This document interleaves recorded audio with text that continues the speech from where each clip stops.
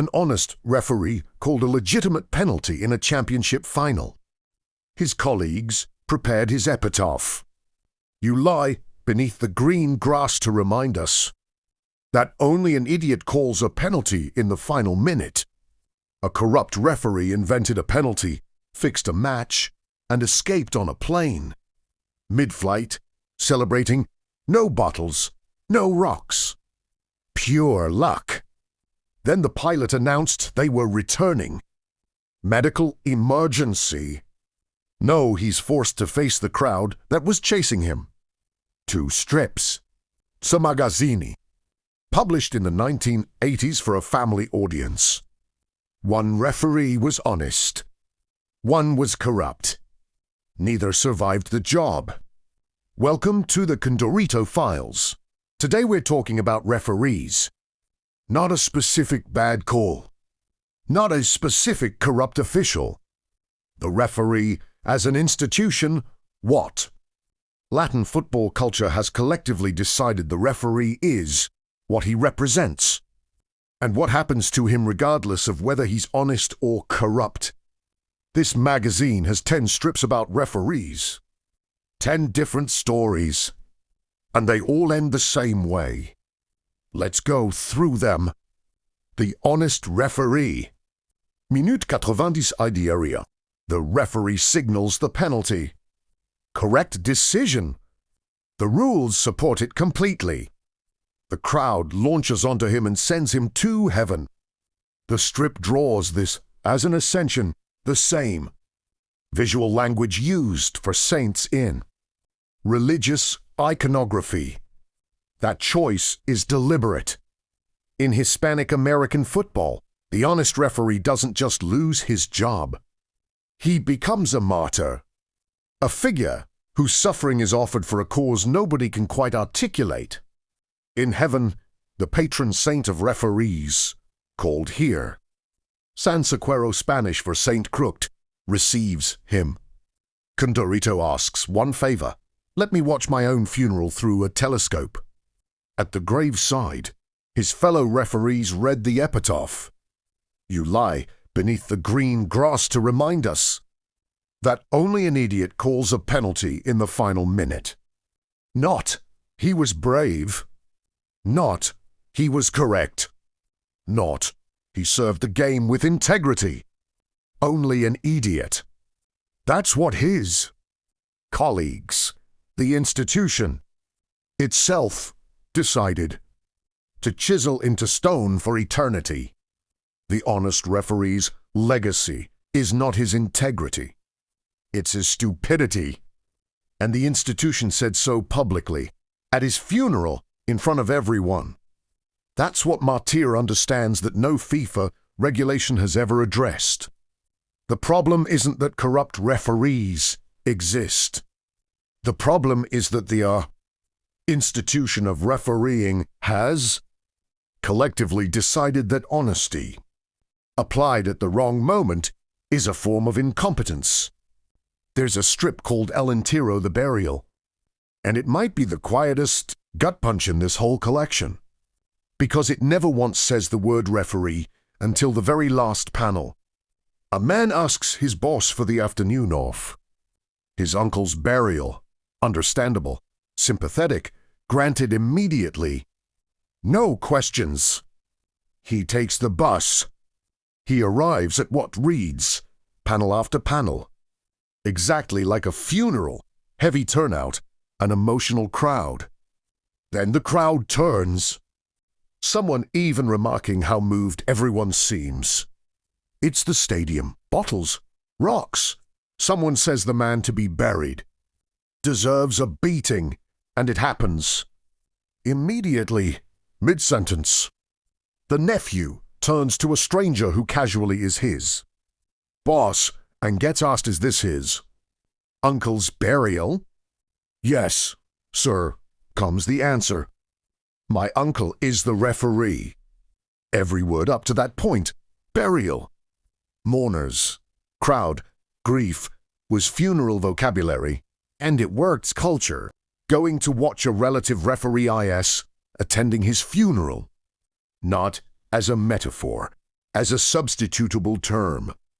Nobody in the strip finds that strange. Not the boss, who signs off without asking which cemetery. Not the nephew himself, who only registers something's off once the bottles start flying. Martyr showed you the funeral after the fact. El Entierro shows you that the funeral was scheduled before the match even started. Everyone just called it something else. The corrupt referee. The corrupt referee strip is called a FIACO, and unlike Martyr, where honesty leads directly to martyrdom, this one almost works. Condorito invents a penalty. The crowd chases him. He escapes to the airport, boards a plane, takes off. Mid-flight, he calls it crazy luck, not justice. Not karma, luck. He knows his escape was probabilistic, not structural. Then the medical emergency returns him to the scene. Here's what FIACO understands. Corrupt referees don't always get caught. Sometimes they retire comfortably. What stopped Condorito wasn't justice, it was bad luck. A medical emergency on a specific flight. That occasional, random defeat is enough to sustain the belief that consequences exist somewhere. The system that produces them, there's a strip that shows the referee as measuring stick. A bird's-eye view of the stadium, every single player on the ground. The referee is the only person still functional. Condorito counts 12 figures. Identifies the referee by elimination, the one nobody has gotten to yet. The referee isn't powerful. He's just lost. Personalidad shows the referee as target.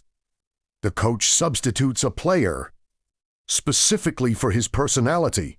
The player enters and immediately sends the referee to the locker room. The coach watches with satisfaction. The substitution was the decisive factor. His definition of personality turned out to mean willingness to eliminate the referee from the equation. In Latin football, sending the referee off is not a disciplinary failure.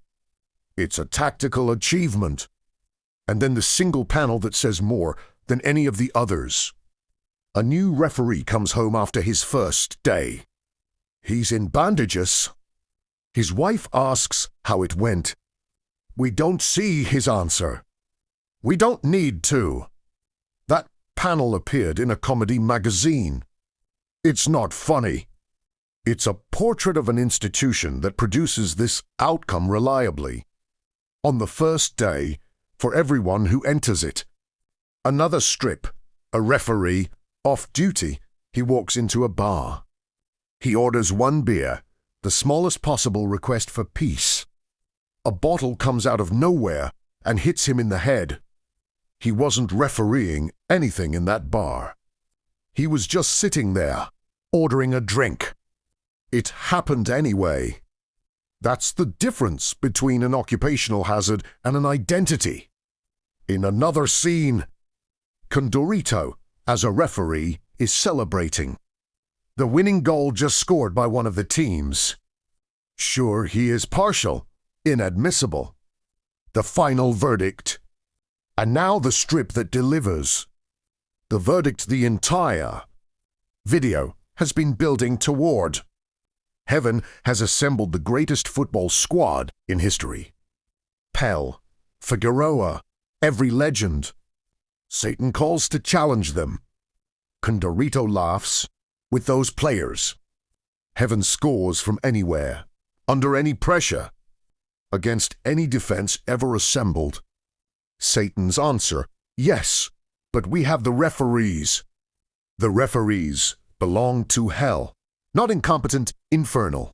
Streli, cosmologically by design. Satan considers them his most valuable asset, worth more than the greatest collection of playing talent in the history of the sport. Read this against the other 9 strips, and the theology becomes clear. The honest referee gets martyred by his own institution. The euphemism for going to watch him work is attending a burial, even. A bouquet given in his hand ends up a funeral wreath. The corrupt one escapes until luck catches him. Even a joyful goal costs him his whistle mid-celebration. The coach considers eliminating him a tactical success. The players identify him as the last man standing in a field of casualties. He comes home in bandages on day one, celebrating the winning goal of one of the sides, and getting hit follows him, even, into a bar, off-duty, ordering a single beer. And at the top of the entire structure, managing the referees from the other side, is Satan himself. That's not satire. That's a very precise observation about what the referee represents in Hispanic American football culture. Not a neutral arbiter, not a public servant, not a guardian of the rules. A participant in the drama with his own allegiances, his own vulnerabilities, and his own place in a cosmic hierarchy that was never designed in his favor. 10 strips, 10 referees, 10 different endings. The honest one, martyred by his own institution. The one visiting his uncle, never told he was walking into the same fate. The bouquet always ends as a wreath. The corrupt one, stopped by a medical emergency, not by justice. Even the goal celebration costs him his whistle. The tactical target, eliminated from the equation as a professional service. The measuring stick, last man standing in a field of casualties. The new one doesn't answer his wife's question. The same new one gets hit ordering a beer, off duty. The cosmic employee, managed by Satan, deployed strategically. At this World Cup, there will be a controversial referee decision within the next 48 hours. When you watch the reaction, the fury, the theater, the sense of cosmic betrayal, you understand now where it comes from. It's not anger at a bad call. It's the confirmation of a theological belief that has been forming for generations. The referees were never neutral. They were never supposed to be. And a Chilean comic strip, published more than 40 years ago for Sunday Family Reading understood this better than any FIFA regulation ever written. Subscribe for more of this. And tell me in the comments, which of these 10 referee stories felt most true to? Something you've personally witnessed?